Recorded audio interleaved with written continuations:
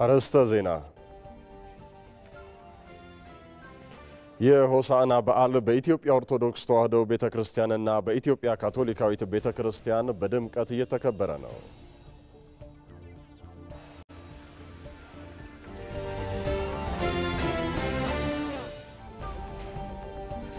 በኦሮሚያ ክልል ምስራቅ ሐረርጌ ዞን በዘንድሮ ዓመት ከ220 ሺህ ሄክታር በላይ መሬት ላይ የተፋሰስ ልማት ስራ መሰራቱ ተገለጸ።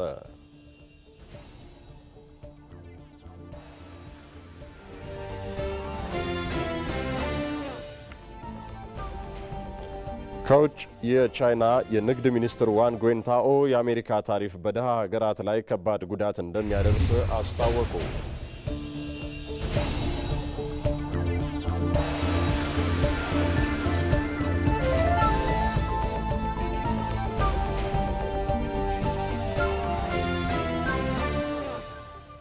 ሰላም የተከበራችሁ ተመልካቾቻችን ሚያዝያ 5 2017 ዓ.ም የዕለተ እሁድ የቀን 7 ሰዓት ዜናዎቻችንን እነሆ ብለናል። ከዜናዎቹ ጋር ብሩክ ተስፋዬ ነኝ። አብራችሁን ትቆዩ ዘንድ እንጋብዛለሁ። ክቡራን ተመልካቾቻችን በዛሬው ዕለት በሆሳዕና በዓል ዙሪያ የተለያዩ ዘገባዎች ይኖሩናል። እነዚህን በተመለከተ ባልደረቦቻችን በቀጥታ መስመሮች ላይ ተገኝተው ሀሳቦችና መረጃዎችን የሚያደርሱን ይሆናል። ምንተስኖት ይልማ በኢትዮጵያ ኦርቶዶክስ ተዋሕዶ ቤተክርስቲያን ከዚሁ ከአዲስ አበባ ቦሌ መድኃኔዓለም ያለውን የበዓሉን አከባበር በተመለከተ መረጃዎችን ካፍታ በኋላ የሚያደርሰን ይሆናል። እንዲሁም ደግሞ በኢትዮጵያ ካቶሊካዊት ቤተክርስቲያን በተመሳሳይ መልኩ የሆሳዕና በዓል እየተከበረ ነው የሚገኘው። ብሩክታይት አስራት ሁነቱን ተከታትላለች። እሷንም ወደ ኋላ ላይ መለስ ብለን የምናገኘት ይሆናል። ምንተስኖትን አስቀድማለሁ። ወደ ዘገባዎቻችን እናልፋለን። ሰላምና ትህትናን ለማስተማር በአህያው ውርንጭላ ላይ ተቀምጦ ኢየሱስ ክርስቶስ ወደ ኢየሩሳሌም የገባበት የሆሳዕና በዓል በቦሌ ደብረሳሌም መድኃኔዓለም ካቴድራል በድምቀት እየተከበረ ይገኛል። የእርቅና የይቅርታ ምሳሌ የሆነውን የዘንባባ ዝንጣፊ በመያዝ ካህናት፣ የሰንበት ትምህርት ቤት ወጣቶች እንዲሁም በርካታ ምዕመናን በካቴድራሉ ተገኝተዋል። በዚህ ጉዳይ ላይ ተጨማሪ መረጃዎችን እንዲያደርሰን ምንተስኖት ይልማ ሁነቱን ሲከታተል ቆይቶ ዘገባዎችን የሚያደርሰን ይሆናል። ምንተስኖት ባለህበት እንዴት ውለሃል? እስኪ በቦሌ መድኃኔዓለም በዓሉ በምን መንፈሳዊ ሁነቶች ተከበረ የሚለውን እስኪ ሀሳቦችን አጋራን። አመሰግናለሁ ብሩክ። አንተም እንደገለጽከው እንግዲህ የሆሳዕና በዓል በድምቀት እየተከበረ ነው የሚገኘው። አሁን እኔ እዚህ በሚገኝበት በቦሌ ደብረሳሌም መድኃኔዓለም ካቴድራል ከሌሊት ጀምሮ የተለያዩ መንፈሳዊ ስነ ስርዓቶች እየተከወኑ እዚህ ሰዓት ላይ ደርሰናል ማለት ነው። ከቅዳሴው ስርዓት ጀምሮ የተለያዩ ስርዓቶች በካህናት ሲተገበሩ ነበረ። እንግዲህ እንደሚታወቀው የሆሳዕና በዓል ኢየሱስ ክርስቶስ ከቤተፋጌ ወደ ኢየሩሳሌም በአህያይቱና በውርንጭላይቱ ላይ ሆኖ ወደ ኢየሩሳሌም የገባበትና ህዝቡም የዘንባባ ዝንጣፊ ያቀረቡበት ወይንም ያነጠፉበት ሆሳዕና በአርያም ተብሎ የተዘመረበት በዓል ነው። ይህንን ታሪካዊ በዓል ምክንያት በማድረግ በዚህ በቦሌ ደብረሳሌም መድኃኔዓለም ካቴድራልም እንደዚሁ የሰንበት ትምህርት ቤት ወጣቶች ልብሰ ተክህኗቸው ለብሰው የዘንባባ ዝንጣፊ ይዘው ሆሳዕና በአርያም እያሉ ሲዘምሩ ነበር። በጣም የተለየ ነገር የተመለከትኩት እንግዲህ የአህያይቱና በአህያይቱ ውርንጭላ ላይ ተቀምጦ ወደ ኢየሩሳሌም የገባበትን የሆሳዕና በዓል ምክንያት በማድረግ ወጣቶቹ አህያ አዘጋጅተው ስዕል አድኖ በአህያዋ ላይ በማድረግ እንደዚሁም በሰዓቱ የነበረውን ድባብ ለማመላከት የተለያዩ መንፈሳዊ ትርኢቶችንም እንደዚሁ ሲያቀርቡ ነበረ። የተላለፉ መልእክቶች አሉ።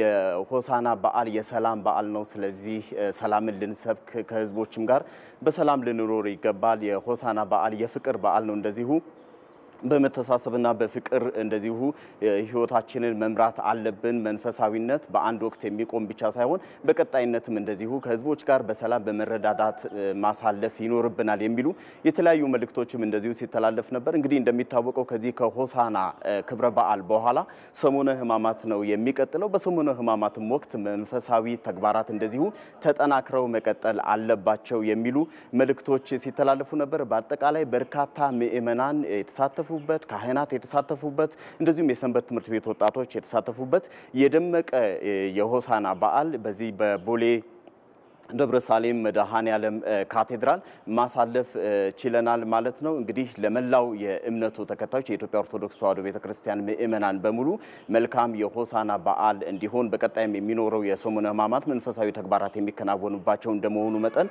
መልካም የሰሙነ ሕማማትም እንዲሆን በመድረክ ላይ መልእክት የተላለፈበት በዓል አሳልፈናል። ለጊዜው ያለኝ መረጃ ይመስላል። ብሩክ ግሩም። በዚሁ እንግዲህ የአጽዋማት ወቅት ላይ ብቻ ሳይሆኑ በሌሎችም ጊዜያት ያለው ለሌለው ማሰብ እንዳለበት የካቶሊክ እምነት ተከታዮች ተናግረዋል። በኢትዮጵያ ካቶሊካዊት ቤተክርስቲያን ሆሳዕና በአርያም በዓልን ሃይማኖታዊ ስርዓቱን በጠበቀ መልኩ እንዲሁ ተከብሯል። ይህንን ጉዳይ ስትከታተል የነበረችው ሪፖርተራችን ብሩክታይት አስራት በቀጥታ መስመራችን ላይ ትገኛለች።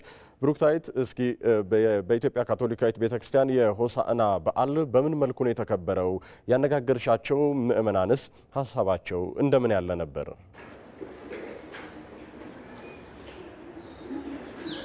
አመሰግናለሁ ብሩክ፣ እንዴት ውለሃል? እንግዲህ ቀደም ሲል አንተም እንዳልከው በዛሬው ዕለት ሆሳዕና በአርያም በዓልን የኢትዮጵያ ካቶሊካዊት ቤተክርስቲያን በደማቅ ሁኔታ አክብረውታል።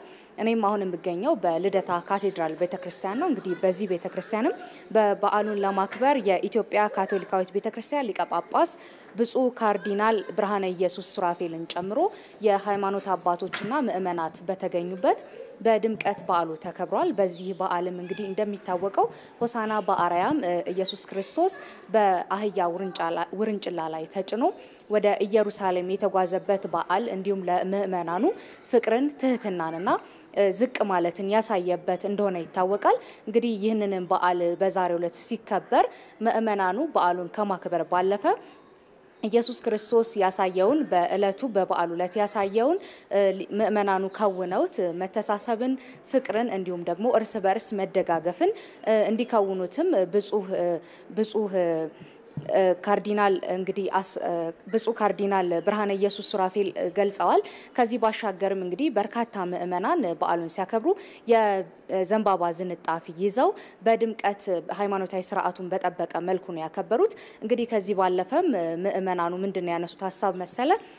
ይህንን በዓል ስናከብር የአጽዋማት ወቅት ሲከበሩ በርካታ የተለያዩ ሃይማኖቶች አጽዋማት ሲያከብሩ ወይም ደግሞ አጽዋማት ሰዓት ላይ እርስ በርስ እንደሚደጋገፉ ያላቸው ለሌላቸው እንደሚደግፉ የተለያዩ ነገሮችን እንደሚደግፉ የተነገረ ሲሆን ነገር ግን ከአጽዋማት ወይም ደግሞ ከበዓላት ውጪም ልክ ሃይማኖታዊ ስርዓትን በጠበቀ መልኩ እንዲሁም ደግሞ የኢትዮጵያዊ እሴት አንደኛው እርስ በርስ መደጋገፍ እንደመሆኑ መጠን ይህንንም ስርዓት እንግዲህ በሌላም ጊዜያት መተግበር እንዳለበት ምእመናኑ አንስተዋል። እንግዲህ ከዚህ ባለፈም እንግዲህ በተለያዩ አካባቢዎች ከቀያቸው ተፈናቅለው የሚገኙ ዜጎችም እንዳሉ ካርዲናል አንስተዋል።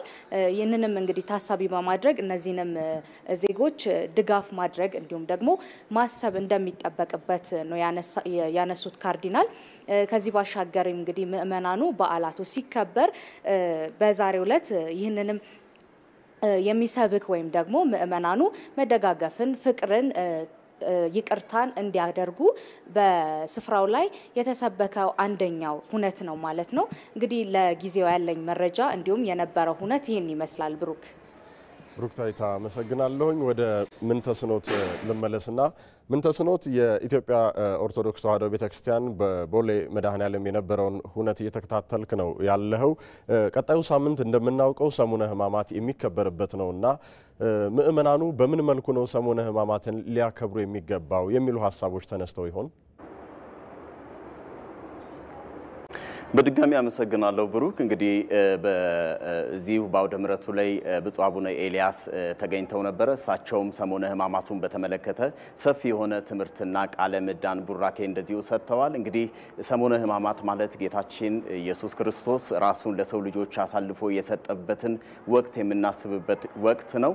የፍቅር ወቅት ነው። ራስን አሳልፎ የመስጠት ወቅት ነው። ስለዚህ ክርስቲያኑም ይህንን እያሰበ ስለ ፍቅር ራሱን ለሌላው በመቆረስ ራሱን ለሌላው አሳልፎ በመስጠት በመረዳዳት በመከባበር የሰሙነ ሕማማቱን ወቅት እንደዚሁም የትንሣኤን በዓልን ማሳለፍ ያስፈልጋል ሲሉ መልእክት አስተላልፈዋል። በተጨማሪም ሰሙነ ሕማማት ራስን የመስጠት በዓልም እንደመሆኑ መጠን ያለንን ለድሆች በማካፈል በመተዛዘን በመረዳዳት ማሳለፍ ይኖርብናል። እንግዲህ እንደሚታወቀው በኢትዮጵያ ኦርቶዶክስ ተዋሕዶ ቤተክርስቲያን ሰሙነ ሕማማት በታላቅ ሐዘን ውስጥ የሚያልፍ በዓል ነው።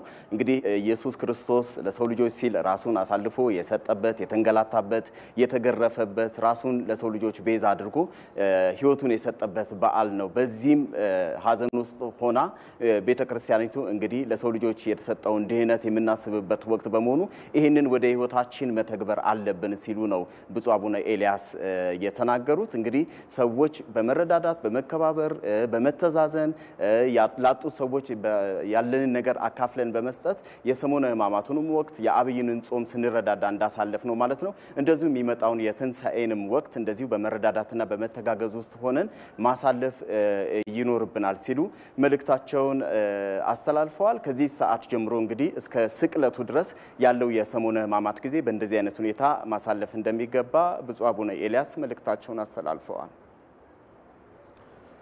አመሰግናለሁ። ምንተስኖት ከቦሌ መድኃኔዓለም ካቴድራል ቤተክርስቲያን በቀጥታ መስመራችን ላይ ተገኝተህ ላደረስከን መረጃ እንዲሁም በኢትዮጵያ ካቶሊካዊት ቤተክርስቲያን የነበረውን የሆሳዕና በዓልን በተመለከተም መረጃሽን ላደረሽን ብሩክታይት አስራት አመሰግናለሁኝ። ባላችሁበት መልካም ጊዜን ተመኘው።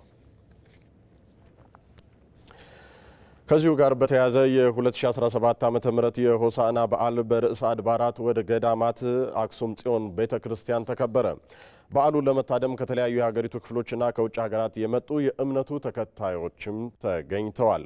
በሆሳዕና በአክሱም በዝማሬ በምስጋናና በተለያዩ ሃይማኖታዊ ስነ ስርዓቶች ነው በድምቀት የተከበረው።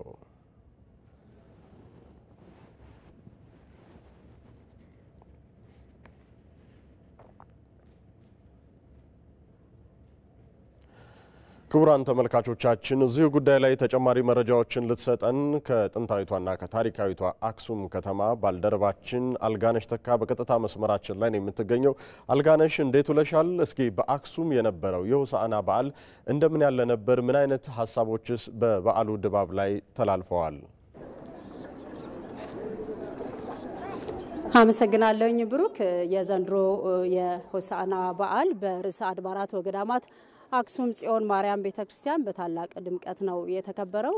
ትናንትና በሰጠናችሁ መረጃ መሰረት በዋዜማውም በርካታ ሃይማኖታዊ ስነ ስርዓቶች እዚህ ከተማ ላይ እንዲሁም እዚች ቤተክርስቲያን ላይ ሲካሄድ ነበር። በዛሬው ዕለትም ያው ሌሊቱን በዝማሬ በውዳሴና በምስጋና አድረዋል። ምእመናን ከተለያዩ የሀገሪቱ አካባቢዎች እንዲሁም ከተለያዩ የውጭ ሀገራት ይህን በዓል ለማክበር የታደሙ ናቸው። በዛሬውም የተለያዩ ስነ ስርዓቶች ነበሩ። የእምነት አባቶችም የተለያዩ መልእክቶችን አስተላልፈዋል። መልእክታቸው ምን ነበረ? እንደሚታወቀው ያው እዚህ ባለው ሰላም ምክንያት ከተለያዩ የሀገሪቱ አካባቢዎች የመጡ ምእመናን በዓሉን በታላቅ ድምቀትና ሰላማዊ በሆነ ሁኔታ በተረጋጋ መንፈስ ማክበር የቻሉት ሰላም በመሆኑ ነው። ስለዚህ ይህንን ሰላም ደግሞ ማስጠበቅ ያለብን ራሳችንን ከእምነት አባቶች፣ ከመንግስት የስራ ኃላፊዎች እንዲሁም ደግሞ ከመላው የህብረተሰብ ክፍል በተለይ ደግሞ ከወጣቶች ትልቅ ግዴታ ተጥሏል፣ ኃላፊነትም ነውና ስለዚህ ለሰላማችን መጠናከር ራሳችን ኃላፊነቱን ወስደን መስራት አለብን የሚል መልእክት አስተላልፈዋል የሃይማኖት አባቶቹ። እዚህ በዓሉን ለመታደም ሆሳዕናን በአክሱም ለመታደም የመጡ የተለያዩ ታዳሚዎችንም ለማነጋገር ሞክረን ነበረ። በጣም ደስተኞች ናቸው። በዓሉ ፍጹም ሰላማዊ ነው። እንደገና ደግሞ በቀጣሚው አብሮነትን የሚያጠናክር በመሆኑ ይህንኑ አብሮነትን በሚያጠናክር መልኩ ለማክበር ሰላማችንን መጠበቅ አለብን የሚል ሀሳብ ሰጥተውናል። ካነጋገርናቸው ምእመናን መካከል ደግሞ እዚህ ንጹህ ልብስ ወይም ጻዕዳ ልብሶችን የበዓላትን ልብስ ለብሶ መድመቅ ብቻ አይደለም በዓልን በዓል የሚያሰኘው። በተለያዩ ምክንያቶች የተቸገሩ ወገኖቻችንን አለን ብለን ልንጠይቃቸው ይገባል፣ ልንደግፋቸው፣ ልናግዛቸው ይገባል። የእምነቱ አስተምህሮ መተጋገዝን መደጋገፍን እንዲጠናከር ስለሚያዝ ያንን መተግበር አለብን። እንደሚታወቀው ሆሳዕና የዕብራይስጥ ቃል ነው። ስሙም ደግሞ ትህትና ነው። ትህትና ኢየሱስ ክርስቶስ ትህትናን ያስተማረበት በዓል እንደሆነ ይታወቃል። ከቤተ ፋጊ ወደ ኢየሩሳሌም ሲመጣ የመረጠው የታሰሩ አህያና ውርንጭላን ነበር። ይሄ ደግሞ ተምሳሌትነቱ ምንድነው? ትህትናን ነው። እንደሚታወቀው አህያ ብዙ ጊዜ ለሸክም ለድካም ነው ምን መርጣት። ኢየሱስ ክርስቶስ የተቀመጠባት ውርንጭላ ግን ክብርን አግኝታለች በእለቱ። ምክንያቱም ፈጣሪን ነው ያጓጓዘችውና ይህንንም ደግሞ እኛ ልንተገብረው ይገባል የሚል አስተምሮ እዚህ በተግባር መተርጎም እንዳለበትም እዚህ አጽንኦት ተሰጥቶ ነው እንትን ያለው። ጠዋት ላይ የተለያዩ ስነ ስርዓቶች ነበሩ። የሃይማኖት አባቶች መልእክቶችን አስተላልፈዋል። ቀደም ሲል ለመግለጽ እንደሞከሩት እንዲሁም ደግሞ የሰንበት ትምህርት ቤት ተማሪዎች በተለይ ደግሞ ህጻናት በቄሮስ ሜሮስ ኦ ንጉስ እያሉ እንዲሁ የክብር ምስጋናቸውን እዚህ አሰምተዋል። የዘንባባ እደላ ስነ ስርዓትም ነበረ። በጣም ደስ በሚል ሁኔታ ነው የተከበረው። በዋናነት እንደሚታወቀው አክሱም ጥንታዊት ከተማ ናት። ቀደም ሲል አንተም ብሩክ ለመግለጽ እንደሞከርከው በርካታ አድባራት እዚህ አካባቢ ያሉ ታሪካዊ ቅርሶችም አሉ። የአክሱም ሐውልትም እንዳለ ይታወቃል። የቅዱስ ያሬድ ሐውልትም እዚህ ተሰርቶ ይገኛልና ትናንትና ላይ ለመናገር እንደሞከር ነው ቅዱስ ያሬድ የደረሰው ዜማም እንዲሁ በሰንበት ትምህርት ቤት ተማሪዎች ቀርቦ ነበርና በጣም ደስ የሚል ድባብ ነበረው። ኢየሱስ ክርስቶስ ወደ ኢየሩሳሌም ሲገባ የተቀመጠባትን አህያ ተምሳሌትነት አህያ ተዘጋጅተው እዚህ እንዲሁም ደግሞ በቀይ ምንጣፍ ልክ ኢየሱስ ክርስቶስ ሲመጣ የነበረው ስነ ስርዓት በእልልታ በዝማሬ በዘንባባ እንደውም ደግሞ በቴምር ዛፍና በሌሎች ለምለም የሆኑ አትክልቶችን ይዘው ነበረ እዚህ ስነ ስርዓቱን ለማሰብ ኢየሩሳሌም ላይ የነበረውን ድባብ ለማሳየት የተሞከረውና ዛሬ በእለቱ በሆሳዕናም እዚህ በጣም በከፍተኛ ድምቀት ነው። ከአመት አመት ደግሞ በተለይ ከአመት በኋላ እየጨመረ መጥቷል። ቱሪስቶችም የተወሰኑ አግኝተናል እዚህና በጣም በርካታ ምዕመናን የታደሙበት እጅግ ሰላማዊ በሆነ ጸጥታውን በጠበቀ ቆንጆ በሆነ ሁኔታ አክሱም ላይ የ2017 ዓ.ም የሆሳዕና በዓል በድምቀት ተከብሯል። አልጋነሽ ተካ ከአክሱም ጽዮን በቀጥታ ተገኝተሽ መረጃዎችን ስላደረሽን እጅግ አድርጌ አመሰግናለሁኝ። ባለሽበት መልካም ጊዜ ተመኘው። ክቡራን ተመልካቾቻችን የሆሳዕና በዓል በተለያዩ አካባቢዎች በድምቀት ተከብሯል። በኢትዮጵያ ኦርቶዶክስ ተዋሕዶ ቤተክርስቲያን እንዲሁም ደግሞ በኢትዮጵያ ካቶሊካዊት ቤተክርስቲያን የነበረውን የበዓሉን አከባበር በተመለከተ ተከታዩን ተንቀሳቃሽ ምስል አሰናድተናል። እሱን እንመልከት።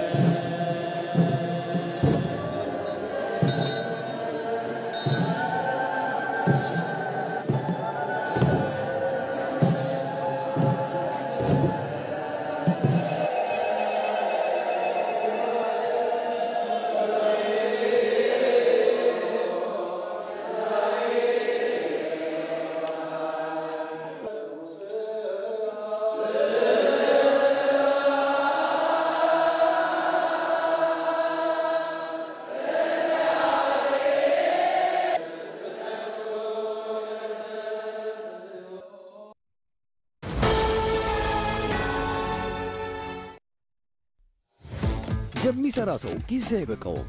ስለዚህ ረጅሙን ጉዳይ በዘዴ ያሳጥረዋል። ወራዊ የአገልግሎት ክፍያዎቹን በቀላሉ ሲቢ ብር ፕላስ ያስታውሰዋል። ታታሪዋ ወጣት ቀኗ ይብቃቃላታል። የትምህርት ቤት ክፍያዋን ለመክፈል ሲቢ ብር ፕላስ ፍጥነት ያላብሳታል። ለፈጠነ አንድ ቡን በስራ የተጠመደው ያሳተና የኮንዶሚኒየም ብድር ክፍያውን የሚፈጽመው በሲቢ ብር ፕላስ ነው። ግብር ለመክፈል መውጣት መውረድ ቀረ። ይኸው ክፍያ ቀለለ። የትኛውንም ክፍያ ለመክፈል ካሉበት ሳይነሱ ካሰቡት ይድረሱ። የተሻሻለው የሲቢ ብር ፕላስ መተግበሪያ አዳዲስ ነገሮችን አካቶ ሕይወታችሁን ሊያቀል ካላችሁበት ደርሷል። ሲቢ ብር ባሉበት ሁሉ አለ። የኢትዮጵያ ንግድ ባንክ ሁሌም የሚተማመኑበት ባንክ።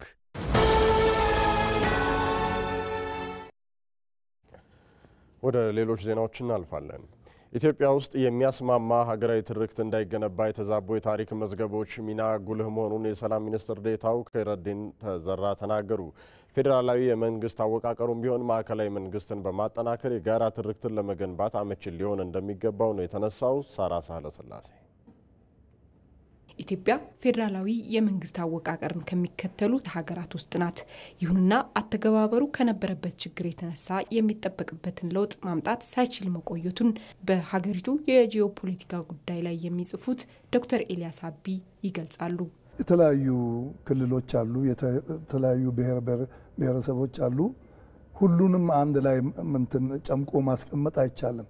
እያንዳንዱ የራሱን ባህል አኗኗር እንዲሄድበት መፍቀድ አለበት። ነገር ግን ምንድነው ትልቁ ችግር ፌዴራሊዝም። እንግዲህ አሜሪካን አለ ፌዴራሊዝም፣ ናይጄሪያ፣ ጀርመን አለ። ከክልል በላይ አንድ ሀገር አለች ኢትዮጵያ የምትባል። እሷን አላከበርንም እስከዛሬ።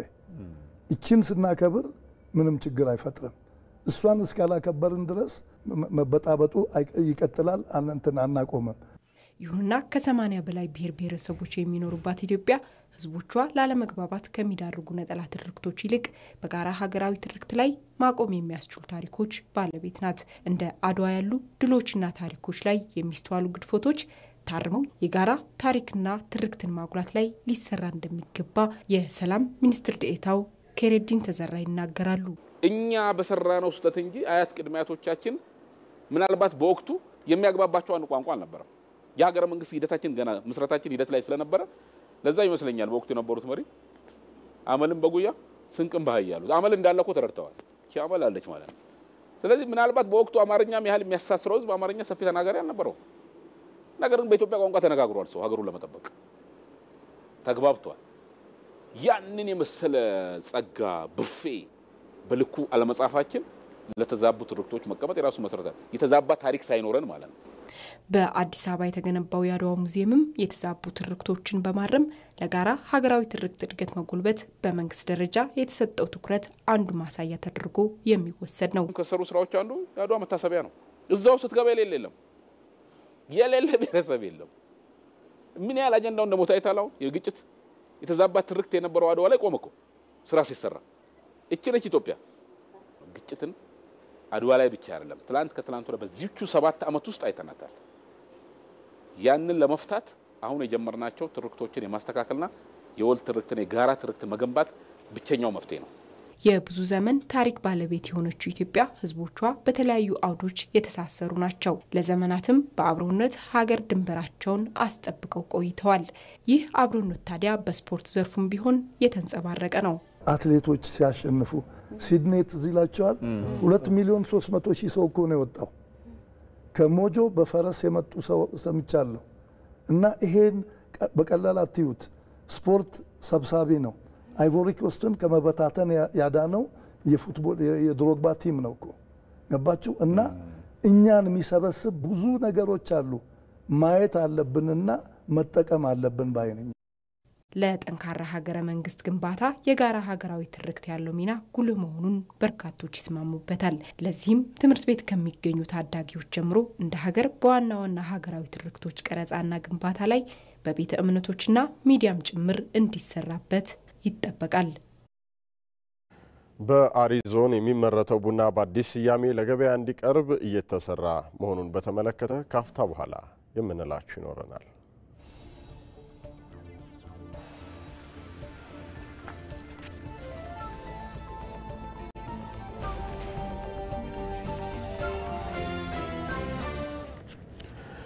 የአንድ መስኮት አገልግሎት ፈጣን የሆነ መስተንግዶ እንድናገኝ አስችሎናል ሲሉ የአዳማ ከተማ ነዋሪዎች ተናገሩ። የአዳማ ከተማ አስተዳደርም አገልግሎቱ የመልካም አስተዳደር ችግርን ለመፍታት ማስቻሉን ገልጿል። ይድነቃቸው ሰማ አዘጋጅቶታል። በቀለ ተመስገን ያቀርበዋል። የአዳማ ከተማ አስተዳደር የተለያዩ ቢሮዎችን የአንድ መስኮት አገልግሎት እንዲሰጡ የማድረግ ስራ እያከናወነ ነው። ይህም እንግልትን ለመቀነስና የተሳለጠ አገልግሎት እንዲሰጥ አድርጓል ሲሉ የከተማዋ ነዋሪዎች ይገልጻሉ። ሁሉም ሴክተር አንተ አሁን ድሮ የመሬት ሴክተር ብትፈልግ ሌላ ቦታ ነው የምትሄደው፣ ፋይናንስ ስትፈልግ ሌላ ቦታ ነው የምትሄደው፣ ሌላ ክፍለ ከተማ ሌላ ወረዳ ውስጥ ነበር ወይ ቀበሌ ውስጥ ማለት። አሁን ግን ሁሉ ሴክተር ስትፈልግ እዚህኛው ላይ ነው የምታገኘው፣ እዚህኛው መዘጋጃ ነው የምታገኘው ሁሉ ነገር ማለት ነው። ይሄ ጊዜን ከመቆጠብ የምታወጣው የታክሲ ክፍያዎችን ከመቆጠብ አንፃር ራሱ በጣም እንደኔም እንደ ነዋሪም በጣም የተሻለ ነው። ፋይል መጥፋት ማለት ድሮ ነው የሚጠፋው። ይሄኛው ሳይጀመር ነው እዚህ ጋር ሳይኖር ነው ፋይል የሚጠፋው። አሁን ፋይል የሚጠፋ ነገር የለም። በቃ ባለጉዳዩ መጣ ያለውን ነገር ተስተናግዶ ነው የሚሄደው። በጣም አሪፍ ነው፣ ደስ ይላል። በዚህ ይቀጥሉ ላለው አገልግሎቱ በዘመናዊ ቴክኖሎጂ የታገዘ በመሆኑ ይስተዋሉ የነበሩ የአሰራር ክፍተቶችን ለማረም አስችሏል ነው የተባለው። ዲጂታል መሆኑ ለመረጃ አያያዝ ሁሉም ጋር በአንድ ጊዜ የሚደርስ ስለሆነ ሁሉም ሰው የሚመለከተው ምላሽ ይሰጣል። የቀን ስራዎቻችንን ምን ያህል ቀጠሮ ተሰጥቷል፣ ምን ያህል ምላሽ አግኝቷል የሚለውን ራሱ መረጃ ከዚሁ ላይ እስከ ከንቲባው ድረስ ይደርሳል። የአንድ መስኮት አገልግሎት አሰጣጡ የመልካም አስተዳደር ችግሮችን ለመፍታትና የደንበኞችን እርካታ ለመፍጠር ከፍተኛ አስተዋጽኦ አድርጓል ሲል የከተማ አስተዳደሩ ገልጿል። ከበር ጀምሮ እስከ ሴንተር አንደር ካሜራ ነው። በዚህ መሀል የሚፈጸሙ አሰራሮች ግለሰቦች በራሳቸው ካልሆነ በስተቀር ግልጽነት ያለው ነው። እዛው አሰራሮች ግልጽ ናቸው። ኖ ካለ ለምን የሚል እዛው መልስ መጠየቅ ይችላል። የሚመላለሱ መረጃ ስለሚያዝ ማን ነው ሰውን እያመላለሰ የሚለውም እናውቃለን። የትኛው ሴክተር ነው መልስ የማይሰጥ የሚለውን እንገመግማለን። እርምጃ ወስደናል በቅርቡ። እናም አገልግሎቱን የላቀ በማድረግ የሚፈለገውን ውጤት ለማሳካት የተጠናከረ ስራ እንደሚሰራም ተጠቁሟል። ቤቱ ሆኖ ፊድባክ እንዲሰጥ ስለ አዳማ ፕላትፎርሞች እየሰራን ነው ያለነው። እዚህ ብቻ ላይ ሳይሆን ታች እንውራለን። ስቲል እንጠጋ፣ ወደ ህብረተሰቡ እንጠጋ፣ ከቻልን ወደ ሞባይል ተንቀሳቃሽ አገልግሎት እንሻገር ከቻል ግን ነካናካም እንዳይሆን ይሄን በደንብ ጠንከር ብሎ ወደ ቤት እንሂድ የሚል ነው። አስተዳድሩ 28 የሚሆኑ ቢሮዎች የአንድ ማዕከል አገልግሎት እየሰጡ መሆኑም ተመላክቷል። ባህላዊ የእርቅ ስርዓቶች ሀገራዊ አንድነት እንዲጎለብት ከፍተኛ አስተዋጽኦ እያበረከቱ መሆናቸውን የደቡብ ኢትዮጵያ ክልል ምክትል ርዕሰ መስተዳደር ዶክተር አበባየሁ ታደሰ ገለጹ። የጌዲዮ ህዝብ የጋራና የአንድነት መድረክ በዲላ ከተማ ተካሂዷል። በመርሃ ግብሩ ላይ የተገኙት ምክትል ርዕሰ መስተዳድሩ ባህላዊ የእርቅ ስርዓቶች በህዝቦች ዘንድ ያለውን አንድነት ከማጠናከር ባለፈ በጋራ ለማደግ የጎላ ድርሻ እንዳላቸው ጠቁመዋል።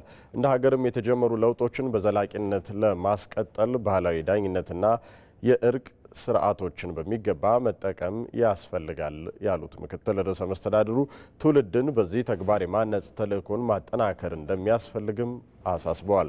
የጌዲዮ ዞን ዋና አስተዳዳሪ ዶክተር ዝናብ ወልዴ በበኩላቸው እንደ ፋጭኤ ያሉ የእርቅ ስርዓቶች ተሻጋሪ ችግሮችን ለመፍታት ከፍተኛ ሚና መጫወታቸውን አስረድተዋል። በቀጣይ ጊዜያቶች ይህንኑ በማጠናከር በዞኑ ብሎም በሀገሪቱ ዘላቂ ሰላምና ሁለንተናዊ ብልጽግናን ማረጋገጥ ይገባናል ሲሉም ገልጸዋል። ከደቡብ ኢትዮጵያ ክልል መንግስት ኮሚኒኬሽን ቢሮ የተገኘው መረጃ እንደሚያመላክተው በጌዲዮ ዞን ከአንድነት ወደ ላቀ አንድነት በሚል መሪ ሀሳብ በተካሄደ መድረክ የፌዴራል የክልልና የዞን ከፍተኛ የመንግስት የስራ ኃላፊዎች፣ የሀገር ሽማግሌዎችና የብሔሩ ተወላጅ ምሁራን ተሳትፈዋል።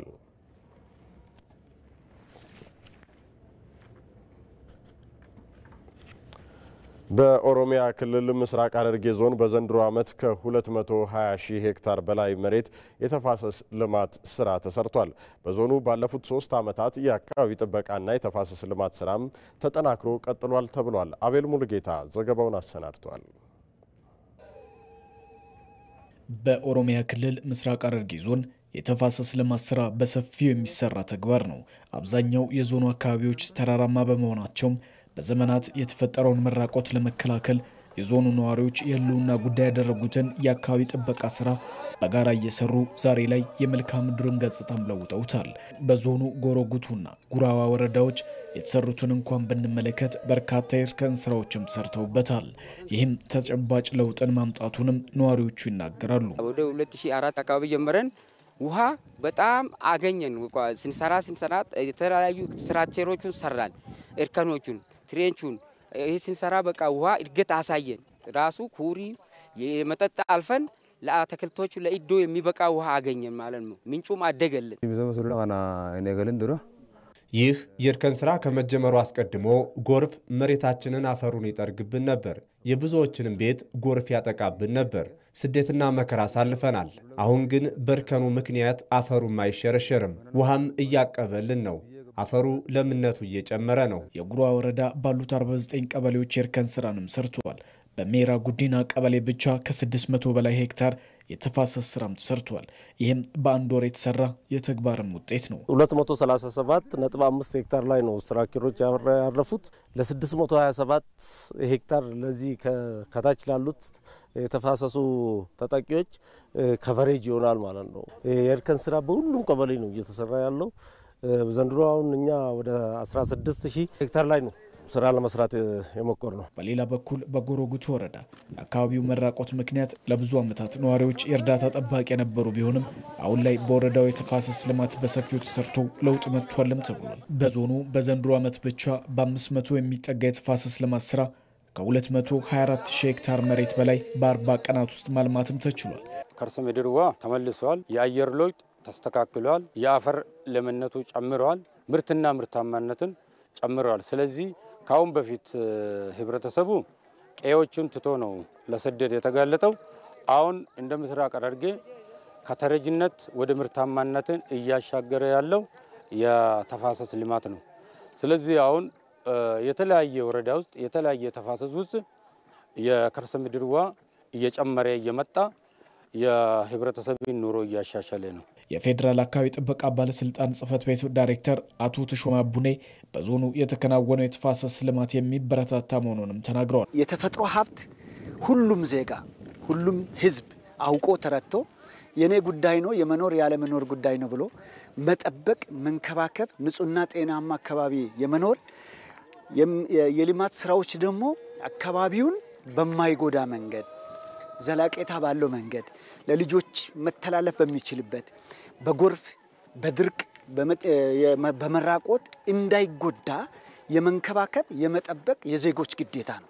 በዞኑ ባለፉት 3 ዓመታት የተፋሰስ ልማት ስራ የበለጠ ተጠናክሮ እንዲቀጥል መንግስት ትኩረት ሰጥቶ እየሰራበትም ይገኛልም ተብሏል። ካፍታ በኋላ ቀደም ሲል ወደ አስተዋወቅናችሁ ዘገባ እናልፋለን። አርሶ አደሩ በስፋት የሚያመርተው ቡና በአዲስ ስያሜ ለገበያ እንዲቀርብ እየተሰራ መሆኑን የአሪ ዞን አስታወቀ። አዲሱ ስያሜ የአሪ ቡና የሚል ይሆናል ያለው ዞኑ ይህ ሲሆን አርሶ አደሩ ይበልጥ ተጠቃሚ ይሆናልም ብሏል። ንብረት የተሆነ ዘገባውን አሰናድቷል። በደቡብ ኢትዮጵያ ክልል የአሪ ዞን ነዋሪ አርሶ አደር አሸብር ደባይሶ ይባላሉ። ከዓመታት በፊት የተጀመረውና ቡናን ጨምሮ ለሌሎች ፍራፍሬዎች ትኩረት የሰጠው የአረንጓዴ አሻራ መርሃ ግብርና በሚዲያዎች ይተላለፉ የነበሩ መልእክቶች አርሶ አደሩ ስለ ቡና የሀገር ዋልታነት እንዲያስቡ አጋጣሚ ሆነላቸው። ቀድሜ ስለ ቡና ጥቅም ምንም አላቅም ነበር። ያንም አይደለም እንኳን የነበረውን እየነቀልኩ በቆሎ እየተከልኩ ነበር። አሁን ከ2014 ከአረንጓዴ አሻራ በኋላ በቴሌቪዥን መግለጫ ሲሰጥ መንግስታችን ዶክተር አብይ መግለጫ ሲሰጥ ከዚህ በኋላ ቡና የአገሪቱ ሀብት እንደሚሆን የጀርባ አጥንት የንግድ ጀርባ አጥንት እንደሚሆን ሰዎችን እንደሚለውጥ በመስማት ከዚህ በኋላ ቡና መትከል እንዳለብኝ አውቄ ይህን ቡና አምጥቼ ተክዬ አሁንም ፍሬ በማየት በጣም ደስ ብሎኛል።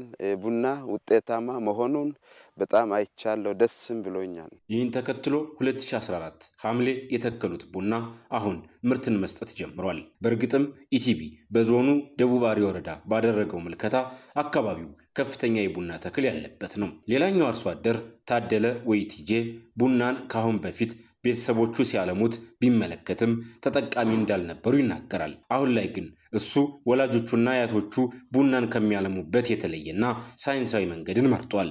ከዚህ በኋላ ያለው ወይ 3 ዓመት 4 ዓመት ከቆየ አንድ ለውጥ ውስጥ ገባል ብዬ ምንውት አለ። መንግስትም እና ገጎን አለ። ጥራትነት ከያዛችሁ መንግስት እና አለው። የትም ቡናም ይዘዛችሁ ትሸጣላችሁ። ለውጥ እናንተም ይመጣል። አሁን እንደ ድሮ አታስቡ፣ ሌላ ሰው ሁኑ ብሎ ጀግና ሁኑ የሚል ስንጣለ ስላለ አሁን እና እዚህ ተሰማምተ ያው እየሰራን ነው። የአሪ ዞን ከፍተኛ ቡና ማምረት የሚያስችል አቅም እንዳለው የሚገልጹት የዞኑ ቡናና ቅመማ ቅመም ጽሕፈት ቤት ኃላፊ ወይዘሮ ርብቃ ሳቱ ቡና የአርሶ አደሩን ሕይወት በሚቀይር መልኩ እንዲለማ በሰፊው እየተሰራ ስለመሆኑ ተናግረዋል። አሁን ላይ የኛ አርሶ አደሮች አስተሳሰባቸውን ከፍ ማድረግ ችለናል የሚል ሐሳብ አለኝ። ምክንያቱም አሁን ላይ መኪና መግዛት እንደሚችሉ የተሻለ ቤት መስራት እንደሚችሉ ሌላ አካባቢም ጭምር ተንቀሳቅሶ መኖር የሚችሉበትን አጋጣሚው ከሌላ አካባቢ አይቶ የመጡትን ተሞክሮ ከራሳቸው ጋር በማስተሳሰር ሌላውን ጓደኛው ጭምር ያነቃቃ እየሰራ ያለበት ሁኔታ አለ። የአሪ ዞን ዋና አስተዳዳሪ አብርሃም አታ አርሶ አደሩ በስፋት የሚያመርተው ቡና በአዲስ ስያሜ ለገበያ እንዲቀርብ እየተሰራ ስለመሆኑ ይናገራሉ። ማህበረሰቡ የሚታወቅበት ቡና በስሙ ብራንድ ሆኖ እንዲወጣ ትልቅ ስራ ሰርተናል።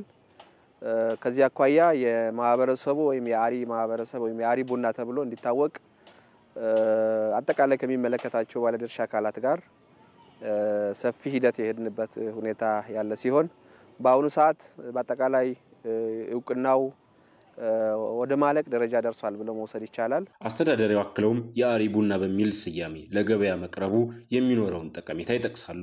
ለአርሶ አደሩ ከፍተኛ ገቢ እንዲያገኝ ቡናውም በዛ ደረጃ እየተመረተ ገበያ ላይ እንዲቀርብና ከዚያ አኳያ ለዞኑ ማህበረሰብም ለክልልም ለሀገርም ከፍተኛ አስተዋጽኦ ያለው ስለሆነ ይህንን ቡናው በስሙ ማምረቱ ዘርፈ ብዙ ጥቅም ነው ያለው። በውስጡ የተካተቱ እየሰሩ ያሉ የግል ባለሀብቶችም ከፍተኛ ገቢ እንዲያገኙ መልካም እድል የሚፈጥር ስለሆነ የቡና ምርቱም ከዚህ በፊት ከነበረበት በጣም በከፍተኛ ደረጃ ይሻሻላል የሚል ትልቅ እምነት አለንና በአጠቃላይ በስሙ መታወቁ ማህበረሰቡን የሚያነቃቃ ምርትን የሚያሳድግ ጥራት እንዲጨምር እድል የሚፈጥር ስለሆነ ትርጉሙ በጣም ሰፊ ነው ማለት ይቻላል። ሚሊዮን ኢትዮጵያውያን በየዓመቱ ቢሊዮን ችግኞችን የሚተክሉበት የአረንጓዴ አሻራ መርሃ ግብር አካባቢን በደን ሸፍኖ አረንጓዴ ከማልበስ ባለፈ እንደ ቡና አይነትና መሰል ኢኮኖሚያዊ ጠቀሜታ ያላቸው ተክሎችን ማብዛት ዋና ተልዕኮ ነው።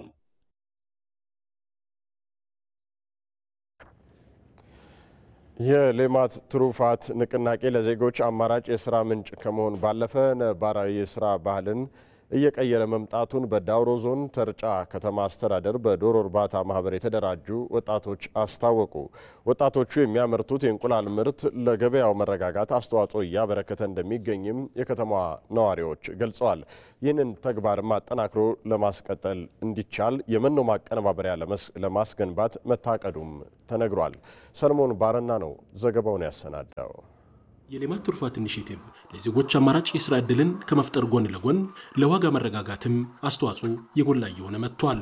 በዳውሮ ዞን ተርጫ ከተማ አስተዳደር በዶሮ እርባታ ስራ በማህበር የተደራጁ ወጣቶች እንደሚሉት ተግባሩ በአካባቢው የነበረውን የስራ ባህል እየቀየረ መጥቷል። እኛ ጋር የተለመደው ነገር ዳይሬክትሊ ከዩኒቨርሲቲ የተመረቀ ሰው መጥቶ መንግስት ስራ መግባትና መንግስት ስራ መስራት ነው የተለመደው። እኛ ደግሞ አጋጣሚ ያው ዘመኑም ግል ስራ ካልፈጠርክ ካልሰራህ ከባድ ነውና አጋጣሚ ተደራጅተን ራሳችን አሳምነን እንስራ ብንሰራ ውጤታማ እንሆናለን በሚል ትንሽ ጥናትም አድርገናል። ስራ ጀምረናል። እግዚአብሔር ይመስገን በጣም አሪፍ ነው ብዬ ነው ማስበው። እኛ አሁን ይሄ ምርታማ እንግዲህ ይሄ ምርት አገኝተናል። ራሳችን አይምሯችን አሳምነን በከማይበራችን ጋራ ሁላችን ተሰማምተን በደስታ እየሰራን እንገኛለን። በተርጫ ከተማ ያነጋገርናቸው ነዋሪዎችም በእንቁላል አቅርቦትና ዋጋ ሁኔታ ላይ የታየው መሻሻል ገበያውን ያረጋጋ ነው ብለዋል። እንቁላል 10 ነው። እሺ እስቲ ጥሩ ምረጭልኝ። በፊት እኔ በ300 ብር ነበር የሚገዛው። አሁን 10 ነው የገዛሁት። የ200 ብር እንቁላል ነው። በፊት ሲሸጥ ለ100 ብር 5 ነበረ። አሁን ተሻሽሎ ለ100 ብር 10 ነው የተባለው። ገበያም ተረጋግቷል። ዋጋም ቆንጆ ነው። ከበፊቱ በጣም ቆንጆ ነው። የማህበራቱ ውጤታማነት እንዲጎለበት በሚመለከታቸው አካላት ተገቢ ድጋፍ እየተደረገላቸው እንደሚገኝና በኢኒሼቲቭ የህብረተሰቡን ተጠቃሚነት በይበልጥ ለማሳደግ ከ4.7 ሚሊዮን ብር በላይ በሆነ ወጪ የመኖ ማቀነባበሪያ ኢንዱስትሪ ለማስገንባት እንቅስቃሴ መጀመሩን የዳውሮ ዞን ግብርና አካባቢ ጥበቃና ህብረት ስራ መምሪያ ኃላፊ በተላ በየነ ገልጸዋል። ለዶሮ የሚሆን መኖ ምጥን መኖ፣ ለወተት ላሞች የሚያስፈልግ ምጥን መኖ ምንም ሩቅ ቦታ ሄደን ትራንዛክሽን ኮስት ጨምሮ የመኖ ዋጋ ከሚጨምር በቅርበቱ ማግኘት የሚችሉበትን ሁኔታ ከመፍጠር አንፃር ጥረት እያደረግን ያለንበት ሁኔታ አለ። የሌማት ትሩፋት ኢኒሼቲቮችን ወጥና በመንደር አደራጅቶ ከማከናወን አኳያ የታዩ ክፍተቶችን ለማስተካከል እየተሰራ እንደሚገኝም ተመልክቷል። ለኢቲቪ ዜና ከደቡብ ምዕራብ ኢትዮጵያ ክልል ለተጠናቀረው ዘገባ ሰለሞን ባረና ነኝ፣ ዳውሮ ዞን ተርጫ። የውጭ ዜና የእስራኤል የአየር ጥቃት በጋዛ ከተማ የመጨረሻውን አገልግሎት የሚሰጠው ሆስፒታል በከፊል ማውደሙ ተገለጸ። ጥቃቱ የሆስፒታሉን የጽኑ ሕክምናና የቀዶ ሕክምና ክፍሎች ማውደሙን የዓይን እማኞች ለቢቢሲ ተናግረዋል። የሆስፒታሉ ህንፃ በሚሳኤል ከተመታ በኋላ ከፍተኛ የእሳት ነበልባልና ጭስን የሚያሳይ ተንቀሳቃሽ ምስል መታየቱን ዘገባው አክሏል። የእስራኤል መከላከያ ኃይል በበኩሉ ሆስፒታሉ ላይ ያነጣጠረው ሐማስ የሚጠቀምበት የትዕዛዝና የቁጥጥር ማዕከል ስላለው ነው ብሏል። በጋዛ የሚገኘው የጤና ጥበቃ ሚኒስቴር ህንፃው በሙሉ መውደሙን የገለጸ ሲሆን ህሙማንንና የሆስፒታል ሰራተኞችን በግዳጅ መፈናቀልን አስከትሎባቸዋል ተብሏል። እስራኤል በጋዛ ሰርጥ እንደ አዲስ ጥቃት ከጀመረች በኋላ ከ1563 በላይ ሰዎች መገደላቸውን የቢቢሲ መረጃ ያመላክታል። የቻይና የንግድ ሚኒስትር ዋንግ ዌንታኦ የአሜሪካ ታሪፍ በደሃ ሀገራት ላይ ከባድ ጉዳትን እንደሚያደርስ አስታወቁ። በአሜሪካና ቻይና መካከል እየተባባሰ የመጣው የንግድ ጦርነት ዓለም አቀፍ ገበያዎችን ወደ ኋላ ያስቀራል የሚል ስጋትን መፍጠሩ እየተነገረ ነው። የታሪፍ ጭማሪው በተለይም በማደግ ላይ ባሉ ሀገራት ላይ ከፍተኛ ጉዳት ሊያደርስ እንደሚችል የቻይና የንግድ ሚኒስቴር በመግለጫው ለዓለም ንግድ ድርጅት አስታውቋል። በሁለቱ የኢኮኖሚ ባላንጣዎች መካከል ያለው የንግድ ልውውጥ ሰፊ ሲሆን ባለፈው ዓመት ለአሜሪካ የተሸጠው የቻይና እቃዎች በድምሩ ከ500 ቢሊዮን ዶላር በላይ ስለመሆናቸው ተገልጿል። ክቡራን ተመልካቾቻችን የሚያዝያ ዕለተ እሁድ የቀን 7 ሰዓት ዜናዎቻችን እነዚህ ነበሩ። ዜናዎቹን በመምራት ብሩክ ተስፋዬ ከእናንተ ጋር ቆይታ አደረኩኝ። በያላችሁበት ውብ ጊዜን ተመኘሁ።